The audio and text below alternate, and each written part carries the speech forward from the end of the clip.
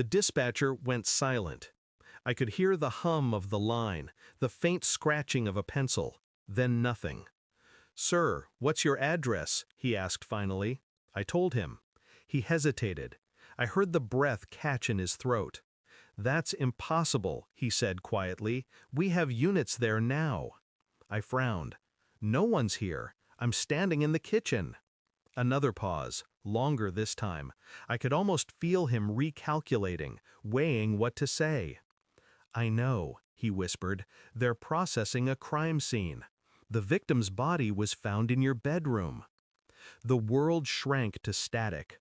I could taste metal in my mouth. The smell of burnt coffee filled the air. I pressed the phone to my ear, unable to breathe. "Sir?" My voice cracked. "Who's the victim?" He exhaled, slow, regretful. "We've been trying to reach you all night. The victim is your wife." Something inside me fractured. Not loud, quiet, precise, like a clean break in glass. When they showed me the photographs, I didn't cry. I just studied them. Angles, shadows, the blood pattern on the sheets. They said she'd been dead for hours. But I had been out of town on business, 200 miles away. The timeline didn't fit. The body didn't either. That wasn't my wife. The face was similar, the hair, the clothes, even the ring looked the same. But there was something wrong in the details. Her wrist was too slender. The birthmark on her collarbone, missing. I didn't say a word. I nodded, signed the paperwork, and watched them leave. Back inside, the silence was unbearable. Her phone was gone, her purse too, but the photo on the mantel, her, me, and our son, was tilted slightly to the left.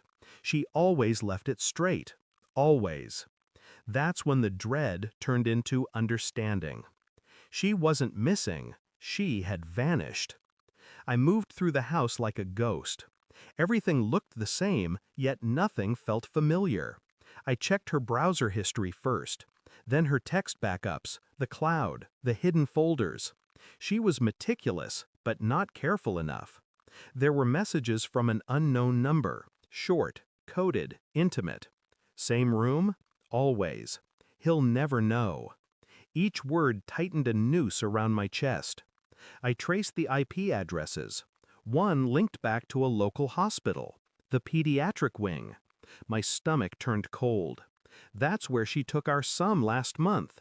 The fever, the night she said she stayed late for tests. I called my sister. She worked there. Her voice trembled when she realized why I was asking. Don't look into this," she whispered. "Just trust me." But trust was the first casualty in betrayal.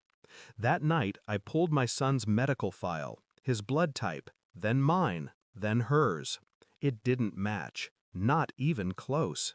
I stared at the results until dawn, my reflection split in the glass. The DNA results came back 2 days later. One line sealed everything. Probability of paternity 0.00%. I felt nothing, no rage, no sorrow, just a quiet, methodical clarity. I printed the report, folded it once, slid it into her favorite book, the one she always kept by the bed. When she finally returned, pretending to cry, pretending to be frightened, I simply watched.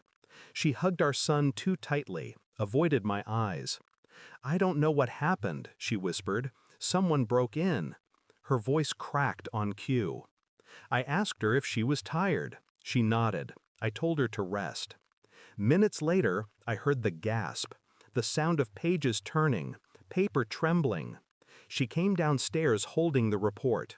Pale, shaking. "Where did you get this?" I didn't answer. I just watched her crumble. "You lied to me," I said softly.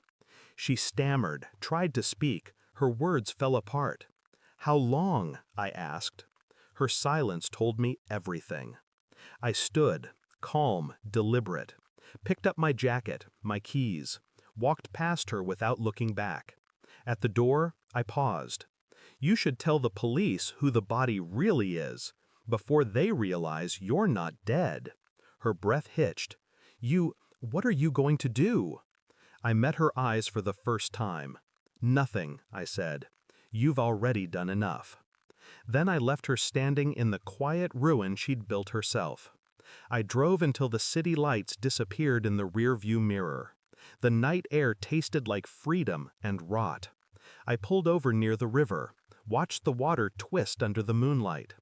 Somewhere behind me, the life I thought I had was decomposing, quietly, efficiently. I felt no pity, only the precision of closure. Betrayal isn't a storm. It's erosion, slow, invisible, absolute. I learned that truth doesn't heal, it amputates. And as the first light crept over the horizon, I realized something simple, final. She wasn't the one who died that night.